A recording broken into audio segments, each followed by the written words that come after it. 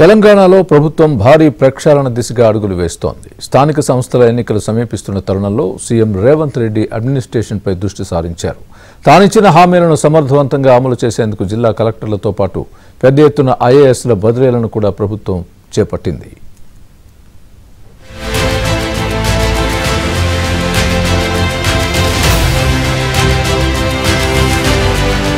తెలంగాణ ముఖ్యమంత్రి రేవంత్ రెడ్డి పరిపాలనపై దృష్టి సారిస్తున్నారు. స్థానిక సంస్థల ఎన్నికలకు ముందే ప్రక్షాళనకు సిద్ధమయ్యారు. తెలంగాణ ప్రభుత్వం ఎంతో ప్రతిష్టాత్మకంగా తీసుకొచ్చిన 6 గ్యారంటీల అమలుకు పెద్ద ఎత్తున నిధులు అవసరం కానున్నాయి. దీంతో పాటు ప్రభుత్వం చేపట్టిన సంక్షేమ పథకాల అమలును క్షేత్రస్థాయిలో అమలు చేసేందుకు ప్రభుత్వ అధికారులదే కీలక పాత్ర. సర్కారు తీసుకొచ్చే పథకాల అమలుకు సమర్థవంతమైన అధికారులు ఉండాల్సిందే. ఇందుకోసం రేవంత్ రెడ్డి సర్కార్ ఆయా శాఖల్లోని అధికారుల్లో మార్పులు చేర్పులు చేపట్టింది. ఈ మేరకు దాదాపు 44 మంది ఐఏఎస్ అధికారులను ఆయా శాఖలకు మారుస్తూ కీలక నిర్ణయం తీసుకుంది.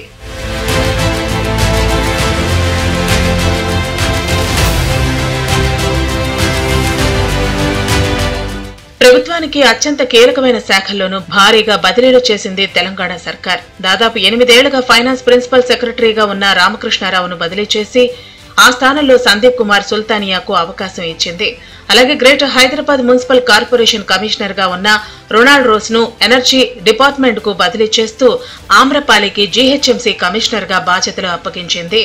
ఇక ప్రభుత్వానికి భారీగా ఆదాయం సమకూర్చే హెచ్ఎండిఏ కమిషనర్ గా ఉన్న దానకిషోర్ స్థానంలో సర్ఫరాజ్ అహ్మద్ కు బాధ్యతలు అప్పగించారు. హెచ్ఎండిఏకు ప్రిన్సిపల్ సెక్రటరీగా దానకిషోరే కొనసాగనున్నారు.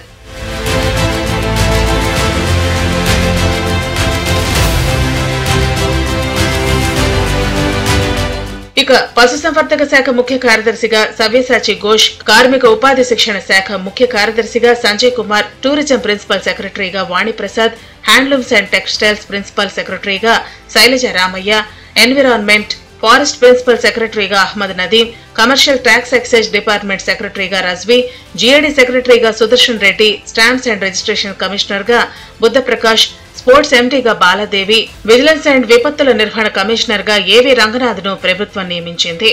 ఆర్&బి స్పెషల్ సెక్రటరీగా హరిచందన, టూరిజం ఎండీగా ప్రకాష్ రెడ్డిలతో పాటు పలువురిని బదిలీ చేస్తూ సీఎస్ శాంతికుమారి ఉత్తర్వులు జారీ చేశారు.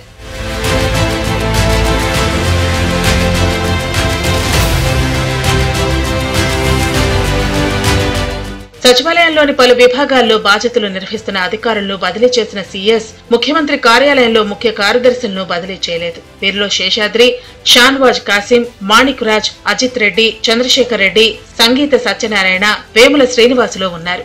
ఇందులో ఒకరిద్దరిని మారుస్తారని ప్రచారం జరిగినా ఎవరిని మార్చలేదు. అయితే త్వరలోనే మరిన్ని మార్పులు ఉండే అవకాశం ఉన్నట్లు తెలుస్తోంది.